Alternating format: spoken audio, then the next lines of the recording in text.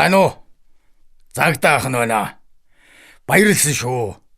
Манай нөгөө охин маань их засгийн сургуультай хүссэн ангидаа орж чадсан шүү.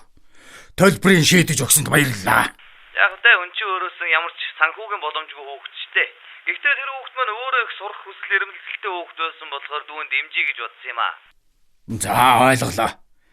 Ахын дүүгийн ажил нь цаашдаа сайн байгаа. Бэбэ гэж хэн блэ?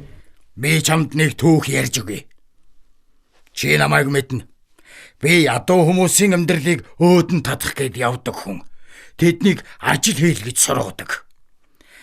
Харин энийг манай засаг захиргаа ойлгодгүй.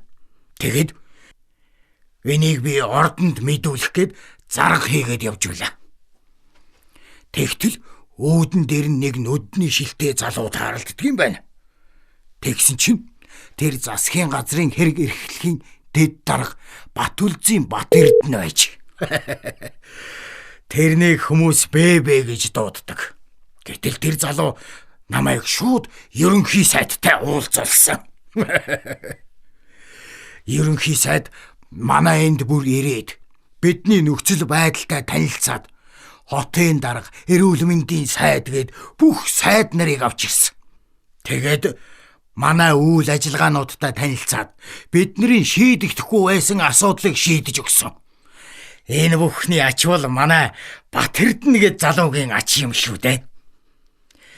Би бол энэ хүнийг танихгүй. Гэхдээ би тэгээд ордны хашаанд л хэрүүл хийж байхдаа бэбэтэй таарлцсан. Тэгэхэд ийм шуурхай хийж өгсөн шүү дээ. Өө, наадах чинь ёстой хүнд сурталгүй сайхан хүү байна. Төрд ийм л хүмүүс баймаар байгаа юм да. Оо тийм, ястай тусуулсан шүү. Хэлсэн л бол хийн Батүлзийн Бат Эрдэнэ.